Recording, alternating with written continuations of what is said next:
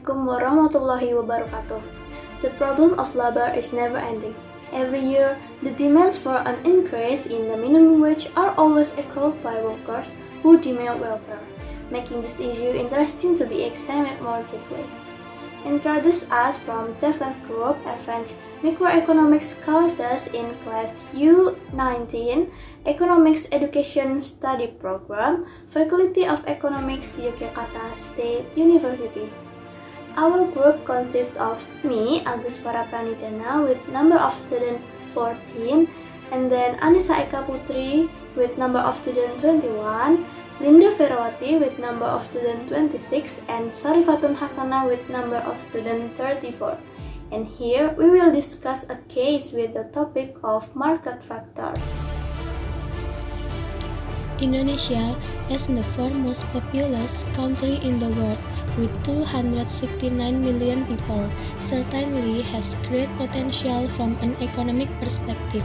Indonesia in 2030 is predicted to become Indonesia Gold with its demographic bonus where the number of productive age population aged 15 to 64 years will exceed the non-productive population. This is a great opportunity for this nation to catch up with other countries in terms of the economy. President Joko Widodo is optimistic that the demographic bonus that this nation will achieve can be a stepping stone for the nation's progress. But unfortunately, the reality is not as beautiful as hope. In fact, according to the World Bank, in 2018, Indonesia's Human Resource Index was only 0.57 or ranked 87 out of 157 countries.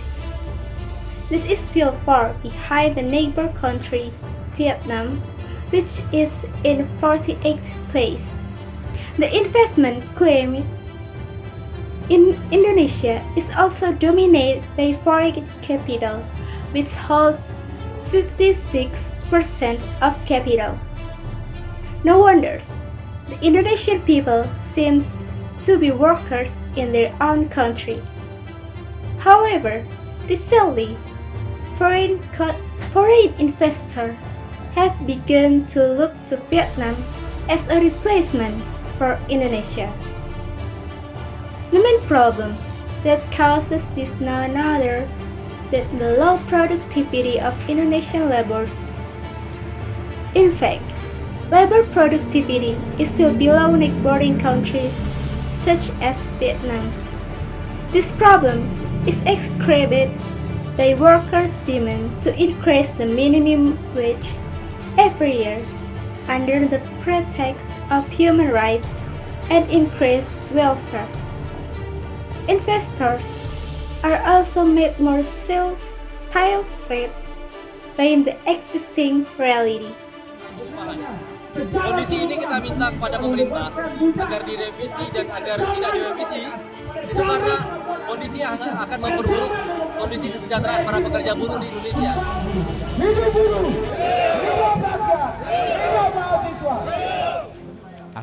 Reporting from CNBC Indonesia, this demand was triggered by a circular from the Minister of Labor, which stated that there will be no increase in the minimum wage in 2021. This step was taken to see the condition of economics pressure due to coronavirus pandemic or COVID-19. During this pandemic, there was a crisis and many were laid off. However, many workers want an increase in the wage. The existence of this demand also burdened entrepreneurs. This has repeated pros and cons from various parties. The president of the Confederation of Indonesian Worker Unions said Iqbal regretted the decisions. He said that the workers' resistance action will be even stronger against the rejection of the absence of a 2021 minimum wage increase and the rejection of the Omnibus Law of the job creating law.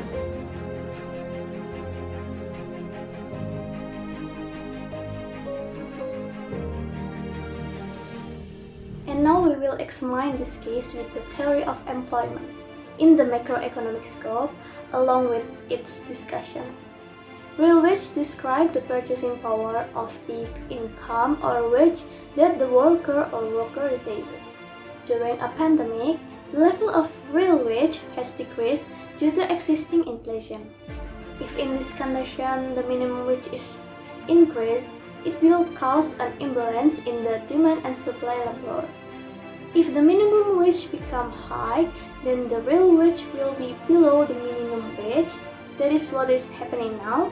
It shows the imbalance between supply and demand. So, there are relatively few people who can provide such value, said Haryadi in press conference Jakarta, Monday, 2 November 2020. As has been said, this causes the supply of labor to increase while the demand for labor power decreases. The curve shows this disequilibrium.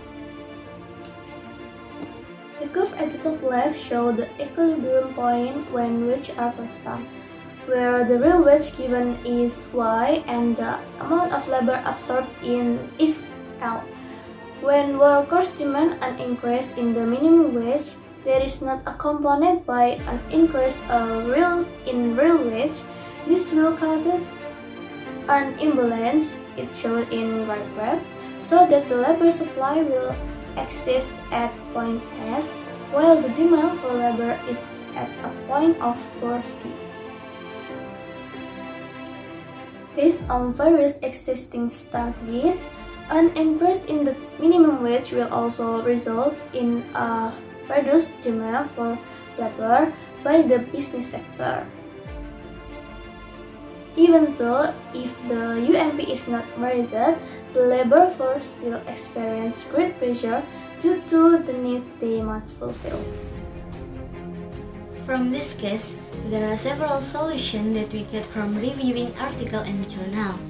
First, actually, the government doesn't merely stipulate no increase in the minimum wage in 2021, but the government will provide subsidies as an aspect of wage protection and business continuity. In this case, both workers and companies will benefit each other. Then, the solution is more emphasis on worker or labor by reducing expenses and saving more. And then, for the government, especially the regional government, must reconsider so that the worker class gets a decent wage and the determinant of this wage is able to provide a good life guarantee from the workers. Then, in the future, the government must be able to build the economy and employment opportunity for workers or laborers, so that they don't depend on private entrepreneurs. There are still many problems related to employment in Indonesia, both national and international. The conditions in the national sphere that continue to fluctuate with various demands from workers make it difficult for the Indonesian state to develop in the international sphere.